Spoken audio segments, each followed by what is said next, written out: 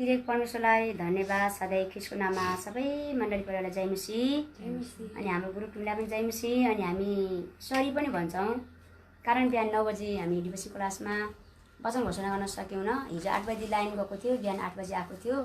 फेरि हामीले वचन बोल्दा अलिकति बोल्दाखेरि लाइन गयो, अनि फेरि अहिले लाइन आएको छ।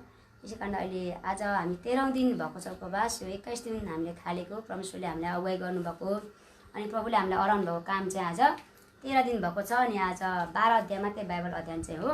हिजो हाम्रो सक्यो डायल गर्नु, अनि आज चाहिँ हामीलाई परमेश्वर वचन, जीवित वचन दानियल 10:3बाट चाहिँ आदरणीय प्रभुको छोरी लिडिया बहिनी दिनेछु र सम्पूर्ण समय उहाँले लिनुहुनेछ। हस्त सबैलाई फेरि पनि जय मसीह। प्रभुले सबैलाई आशीष दिनुभएको होस्। आमेन आमेन। हुन्छ, मरियम आमालाई धन्यवाद मलाई यो समय दिनुभएको लागि। र अनि मलाई यो फेसबुक लाइभमा क्यामेराबाट सघाउने आदरणीय दाजु अमर राई, त्यसै गरी अनि परमेश्वरलाई धन्यवाद। र आज म वचनमा गइरहेको छु। वचनमा जानभन्दा अगाडि म आफूलाई परमेश्वरको चरणमा अर्पण गर्न चाहन्छु छोटो प्रार्थनाद्वारा। हालेलुया। प्रभु, हामी तपाईँलाई धन्यवाद दिँदछु यो घडीमा।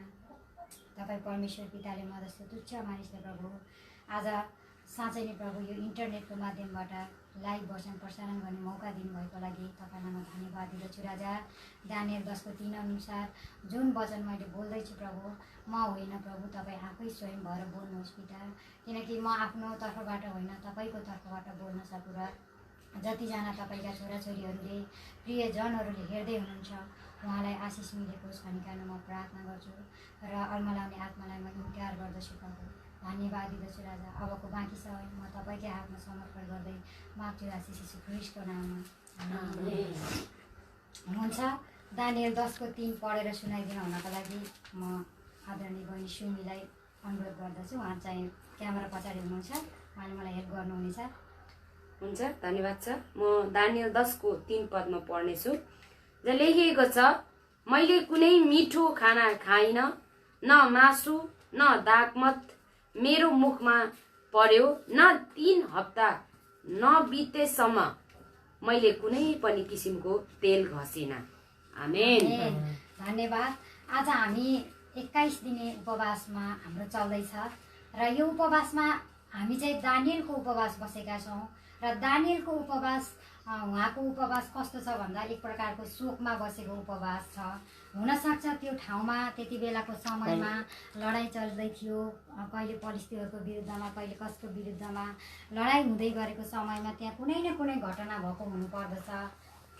किनभने आज हाम्रो देशमा पनि एकातिर अहिले जुन भारतीय ले हाम्रो देशहरू लुटेर लान लागेको अवस्थामा हाम्रो देशलाई मिचेको अवस्था छ, अनि अर्कोतिर संसारभरि यो कोरोनाले गर्दाखेरि अहिले कति व्यक्तिहरूले अकालमै प्रभु येशूलाई नचिनिकन ज्यान गुमाउनु परेको छ।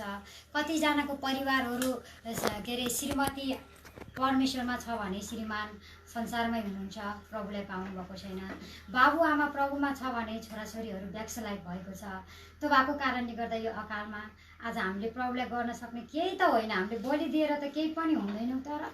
तर यति हो कि हाम्रो उपवासको कारणले गर्दाखेरि आज देशमा धेरै मान्छेहरू बाँच्नुपर्छ र स्वयं मेरो बाबुआमा पनि प्रभुमा हुनुहुन्न। त्यो भएको कारणले गर्दाखेरि हामीले केही गर्न नसके पनि आज हामीले 36 जनाको ग्रुप हामी उपवासमा बसेका छौँ। सुरुमा हामी 20 जना थियौँ, तर पछि थपिँदै जानुभयो र हामी उहाँलाई इन्कार गर्न सकेनौँ, किनकि सबैको इच्छा बुझेर हामीले थपेका छौँ। परमेश्वरलाई धन्यवाद। र आज यो दानियलको पुस्तक साँच्चै नै यो चाहिँ एउटा दानियलले आज जति कुराहरू गरे, सपनाहरूको अर्थ खोले, अचम्मका कामहरू गरे, उनको जीवनमा जति अगमबाणी भविष्यवाणी उनले सबै कुराहरू गरेका छन्। आज उनले जे गरे सबै प्रभुबाट नै गरेका छन्, आफ्नो तर्फबाट उनले केही पनि गरेका छैनन्।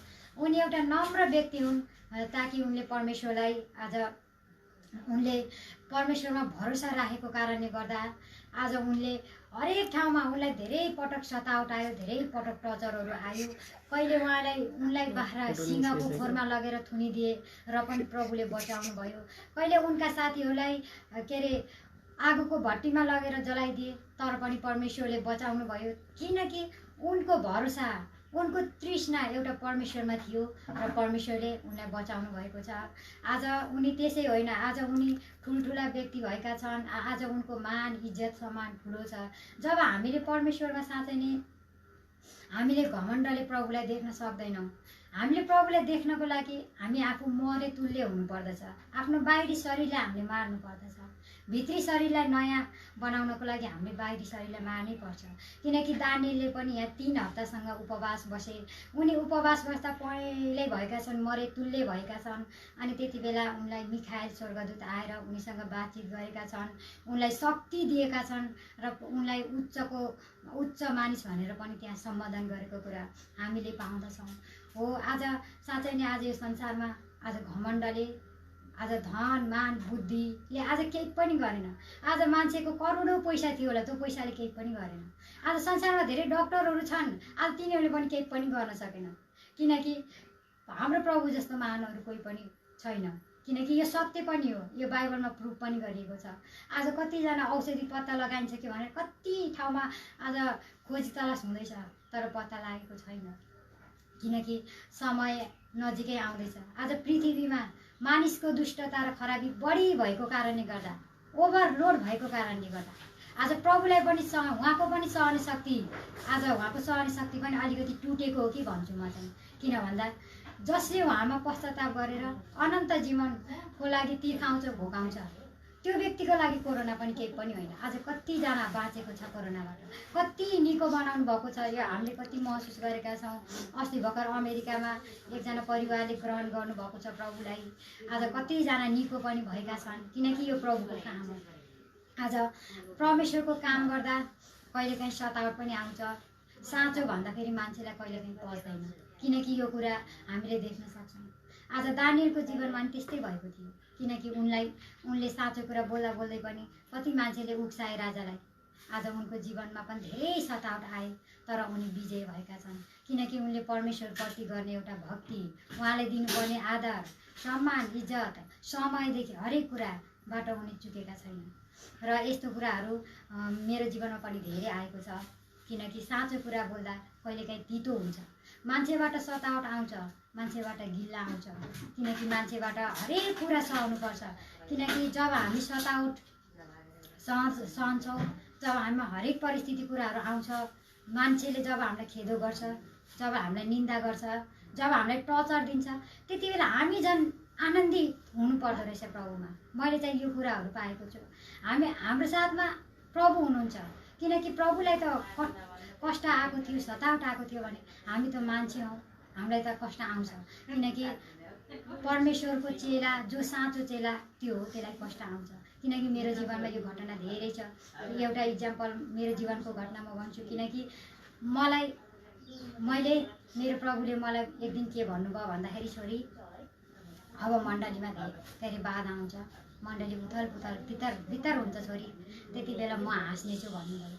अनि त्यसपछि मैले भने प्रभु त दुःख पर्दा त झन् खुसी रुनुहुन्छ त भन्दाखेरि अब अनि मैले कस्तो लाग्यो भन्दा उहाँले चाहिँ मलाई भजन सङ्ग्रह 2:4 पनि देखाउनु भयो। त्यहाँ रहेछ कि जब सङ्कष्टको बेलामा उहाँले आफ्नो क्रोधमा मान्छेहरूलाई हकाउनुहुन्छ, त्यसपछि उहाँ हाँस्नु पनि हुँदो रहेछ।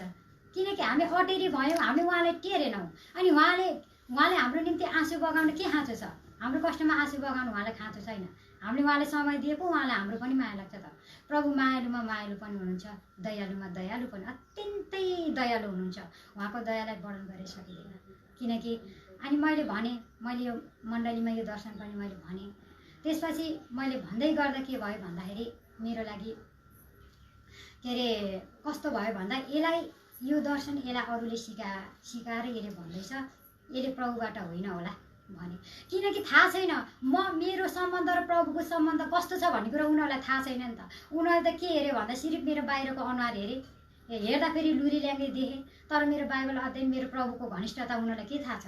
त्यसै प्रभु बोल्नुहुन्न नि। केही न केही जब हाम्रो जीवनमा हामीले गरेको काम प्रभुलाई केही न केही मन परेको छ भने उहाँ बोल्नुहुन्छ। उहाँलाई कुनै न कुनैबाट खुसी पार्यो भने उहाँ अवश्य बोल्नुहुन्छ। अनि मलाई त्यस्तै भनेपछि उहाँहरूले चाहिँ 1-2 मान्छेले, मैले सबैलाई म भन्दैन, त्यसपछि उहाँहरूले मान्छे खोज्नुपर्छ, यसलाई को मान्छेले सिकाएको त्यो मान्छे खोजौँ र यसलाई कारवाही गर्नुपर्छ भनेर प्लान पनि बनाउनु भएको रहेछ, त्यो मैले थाहा पाएँ। र मैले प्रभुलाई पनि भनेँ, अनि मैले घोडा म रोएँ, म कमजोरी भएँ त्यति बेलाको अवस्थामा। अनि त्यसपछि मैले एकजना दिदीलाई फोन गरेर सोधेँ, उहाँ चाहिँ अगमवक्ता प्रभुको छोरी हुनुहुन्छ। अनि दिदी मलाई त यस्तो यस्तो भएको छ, के गर्ने भनेर मैले भन्दाखेरि अनि मसँग त प्रभु नै बोल्नु भएको हो के अरे भन्दा अनि उहाँसँग नि भन्नुभएछ, त्यसलाई नडरा भन्, म छु त्यसको साथमा, म आफै स्वयं बोलेको हो, तँसित म आफै बोलेको हो, नडरा भन् त्यसलाई भन्नुभयो। त्यसपछि म ढुक्क भएँ, किनकि म एक्लो छु, मेरो साथमा कोही पनि हुनुहुन्थ्यो।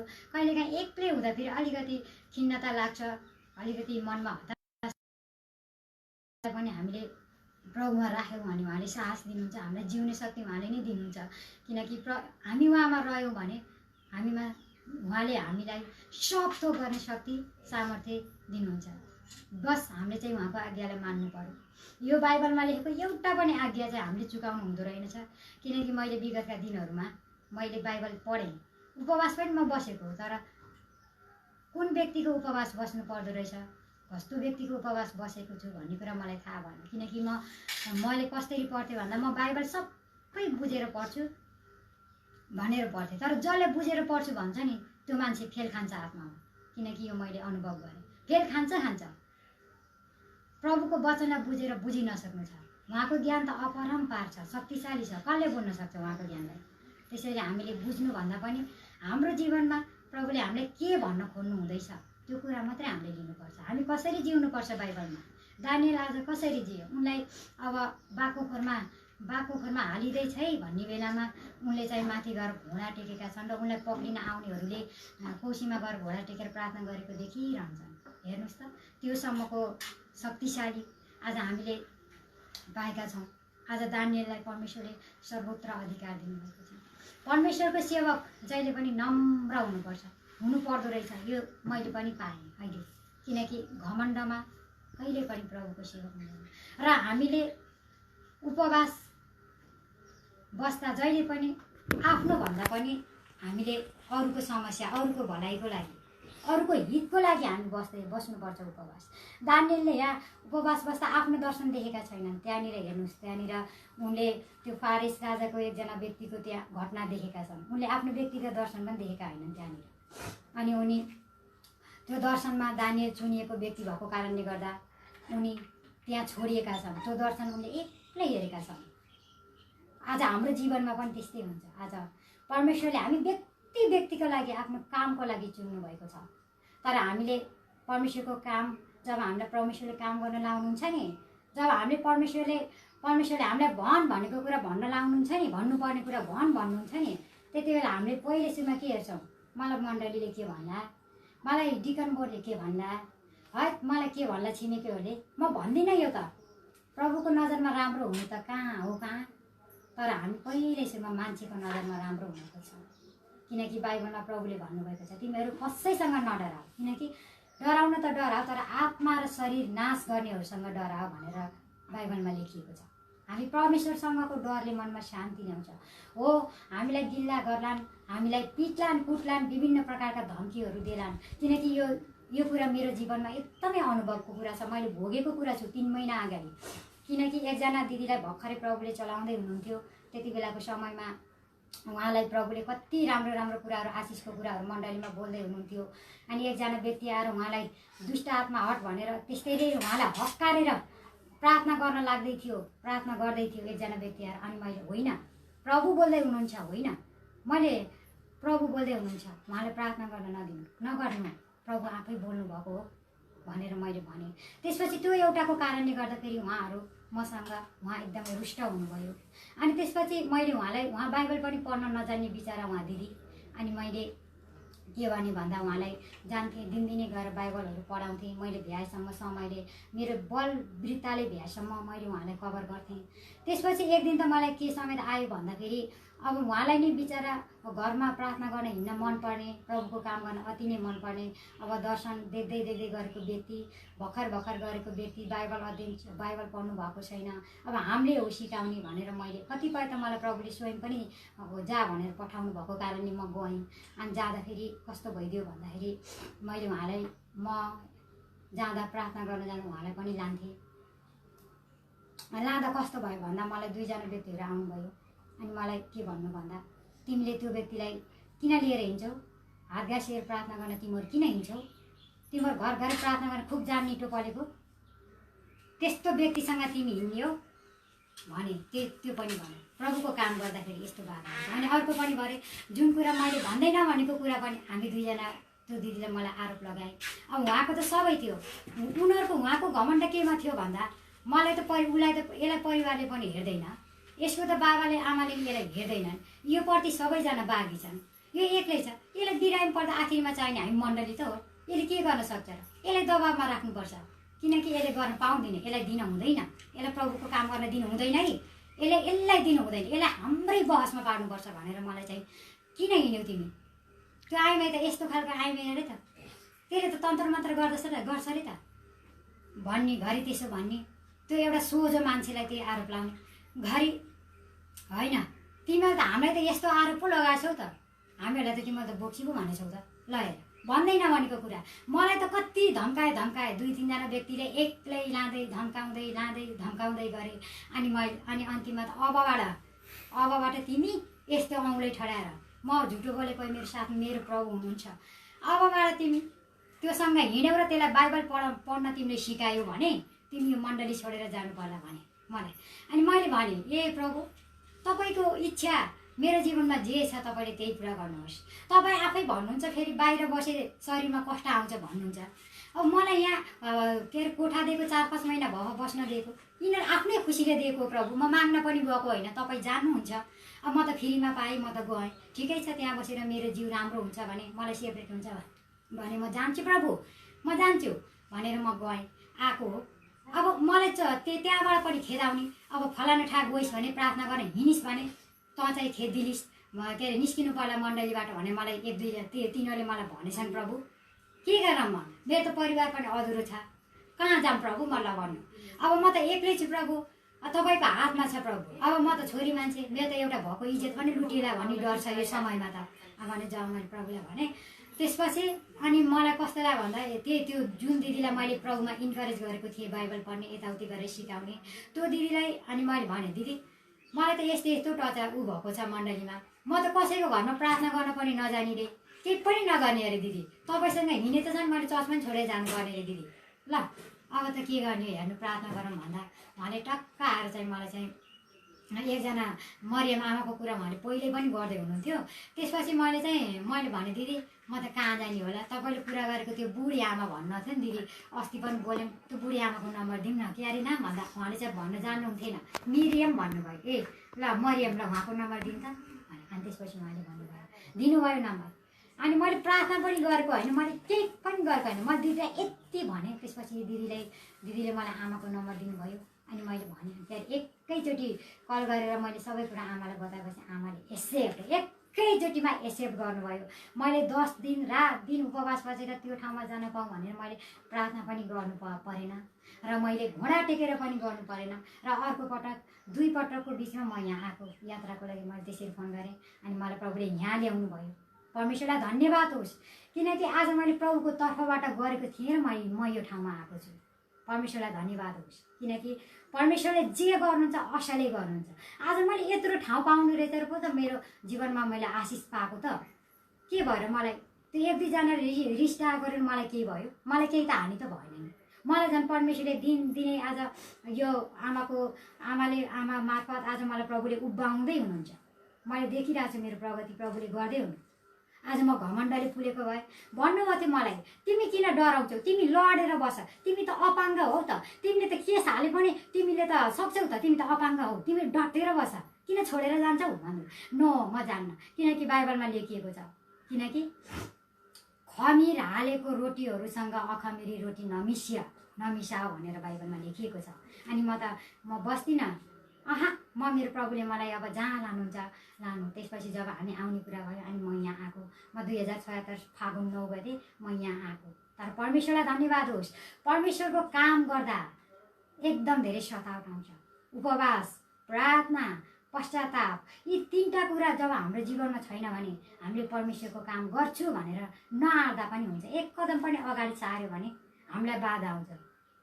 त्यस्तोमा आएको बाधाबाट हामीले विजय पाउन सक्दैनौँ। तर जब प्रभुबाट प्रभुको काम, प्रभुले अराएको काम जब हामीले गर्छौँ, त्यो कामबाट हामीले सतावट पाए पनि हामीलाई परमेश्वरले चाहिँ हाम्रो हातै समातेर हामीलाई उठाउनुहुन्छ। किनकि यो कुरा मेरो जीवनमा भोगेको, यो प्रत्यक्ष मैले भोगेको घटना। मेरो जीवनमा त धेरै कुराहरू आए, प्रभु पनि साक्षी हुनुहुन्छ। मैले के अरे दानिएलले जस्तो कष्ट त मैले भोगिनँ, तर सानोतिनो कष्ट भनौँ मैले भोगेको छु। आज मैले धेरै पटक मैले प्रभुसँग प्रार्थना गरेँ, मैले के बोल्नुपर्ने म केही जान्दिनँ है प्रभु, म जे बोल्छु सबै तपाईँको हातमा, तपाईँ भएर बोल्नुहोस् भने। त्यसपछि मैले गरेँ। त्यसपछि मलाई प्रभुले यति काम गर्दै हुनुहुन्थ्यो। म 1 वर्ष भयो अहिले म फुल मेरो जागिर छोडेर, जागिर पनि मैले प्रभुको भरोसामा रहेर मैले छोडेको। किनकि शनिबार सङ्गति पनि जान नपाउने, केही गर्न नपाउने, त्यो भएर मैले जागिर छोडेँ। आखिरमा मेरो प्रभुको योजना त्यता रहेनछ र अहिले मलाई प्रभुले कति आशिष दिनुभएको छ। किनकि म उहाँमा भरोसा राखेँ नि त। आज हेर्ने हो भने मेरो त कोही पनि छैन परिवार। मलाई दुःख पर्दा रमाउने भन्दा पनि ताली बजाए खुसी हुने, मेरो दुःखमा पीडामा रुने भन्दा पनि रमाउने धेरै छन्।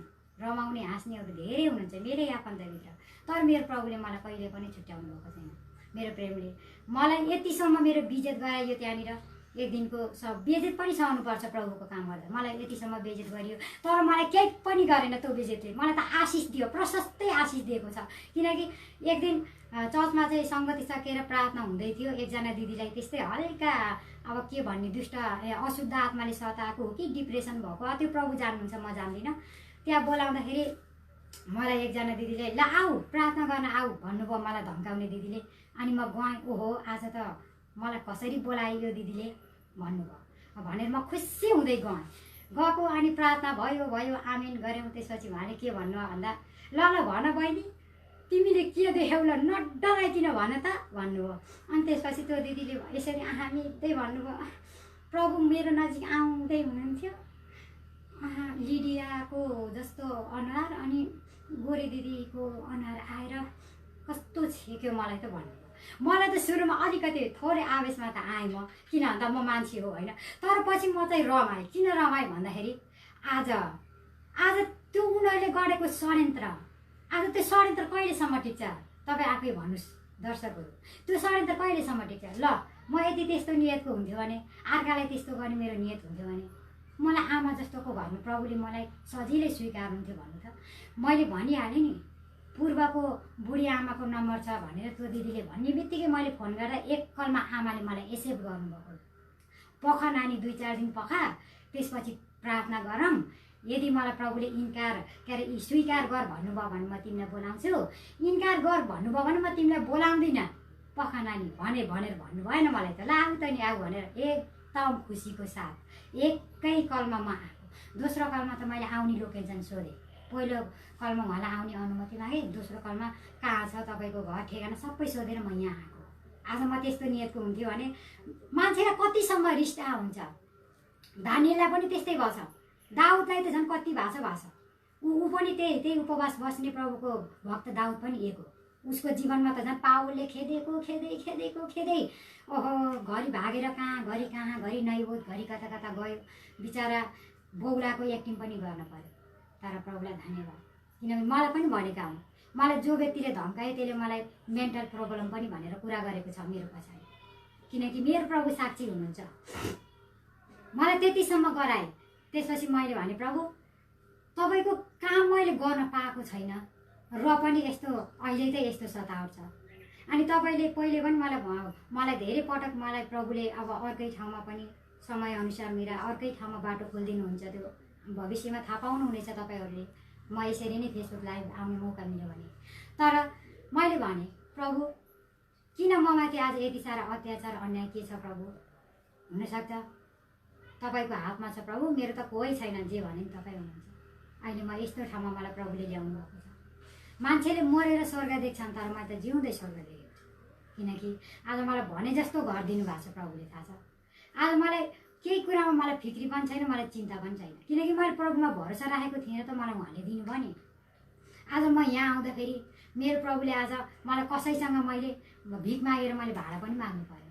मेरो प्रभुले मलाई पहिला जागिर दिनुभयो, त्यही कमाइको ब्यालेन्स थियो। त्यही गरेर म यहाँसम्म म प्लेनमा आएको, म गाडीमा पनि आया होइन, म प्लेनमा आएको मान्छे। किनकि त्यो मैले आएको होइन, मलाई मेरो प्रभुले ल्याउनु भयो।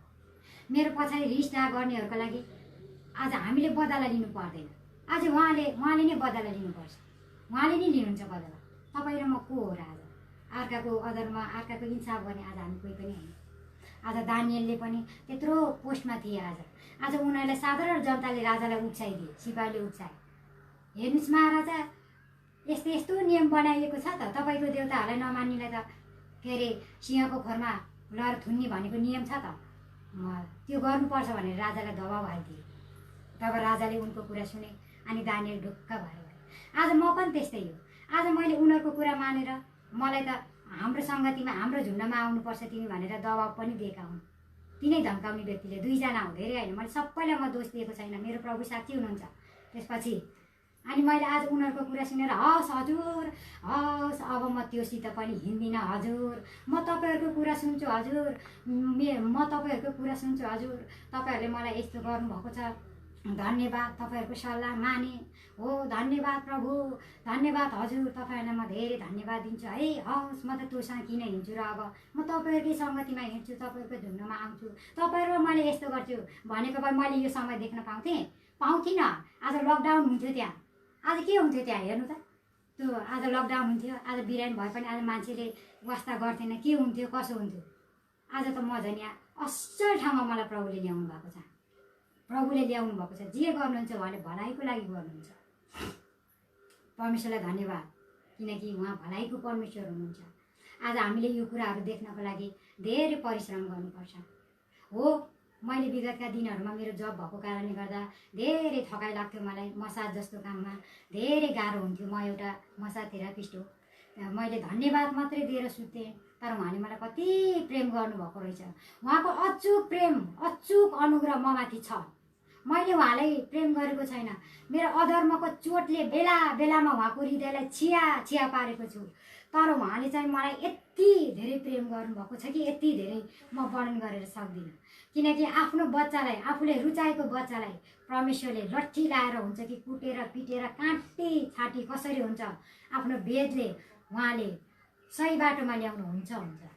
किनकि त्यो यो मैले भोगेको अनुभव, मलाई परमेश्वरले यहाँ ल्याउनु भएको छ र अहिले यहाँ मलाई धेरै उहाँको अगुवाईमा म जति पनि उपवास बसेछु, म उहाँको अगुवाईमा, उहाँको दर्शन प्रकाशमा म हिँडिरहेको छु।